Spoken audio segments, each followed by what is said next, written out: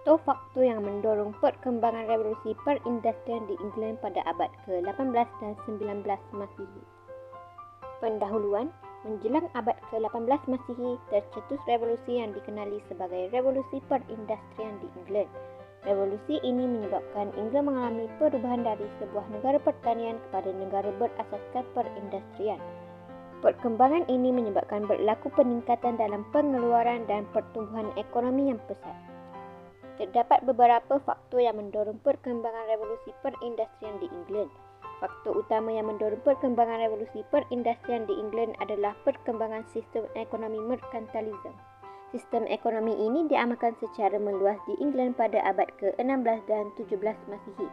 Perkembangan ini menyediakan kekayaan dan modal yang mencukupi untuk menggerakkan revolusi perindustrian.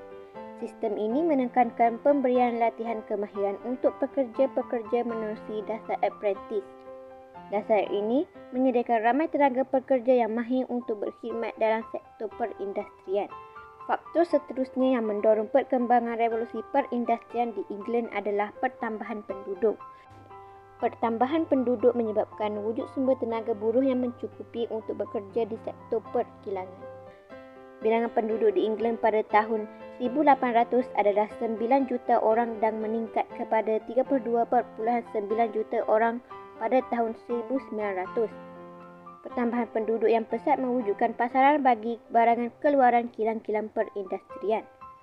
Penghijrahan pekerja dari Ireland dan Scotland membekalkan tenaga pekerja yang ramai untuk bekerja di sektor perkilangan. Selain itu, faktor yang menggalakkan perkembangan revolusi perindustrian di England adalah kekayaan bahan mentah. Terdapat sumber bahan mentah yang banyak seperti arang batu dan biji besi di England. Kawasan pelombongan arang batu banyak terdapat di wilayah Newcastle dan Wales. England muncul sebagai pengeluar arang batu dan kalori terbesar di dunia pada tahun 1860, iaitu dengan mengeluarkan 80 juta tan metrik arang batu dan 225 juta tan metrik kalori pada tahun 1860. Tambahan pula, penguasaan tanah jajahan menjamin bekalan bahan mentah yang mencukupi untuk kilang-kilang perindustrian di England. Di samping itu, faktor yang menggalakkan perkembangan revolusi perindustrian adalah kemajuan dalam sistem pengangkutan. Kemajuan dalam bidang pengangkutan membantu pengagihan barangan ke seluruh negara. Penggunaan kuasa wap membantu perkembangan sistem pengangkutan seperti kereta api dan kapal laut. Rekaan gerabak berkuasa wap menyebabkan lebih banyak barangan dan pekerja dapat diangkut.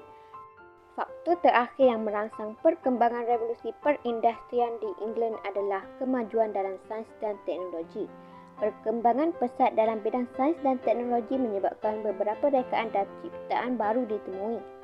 Penciptaan mesin-mesin baru menggalakkan perkembangan perindustrian di England. Paten diberikan kepada pencipta untuk mengelakkan orang lain meniru hasil ciptaan mereka. Perkembangan ini menggalakkan orang ramai mencipta mesin-mesin baru bagi kegunaan perindustrian. Thomas Newcomen mencipta enjin berkuasa wap yang digunakan dalam perusahaan lombong arang batu pada tahun 1702. Kesimpulannya, terdapat beberapa faktor yang mendorong perkembangan revolusi perindustrian di England. Revolusi ini menyebabkan berlaku pertumbuhan ekonomi yang pesat dan muncul golongan kelas pekerja dan golongan pertengahan. Revolusi ini juga menyebabkan England muncul sebagai sebuah negara yang paling maju di Eropah pada abad ke-18 dan 19 Masihi.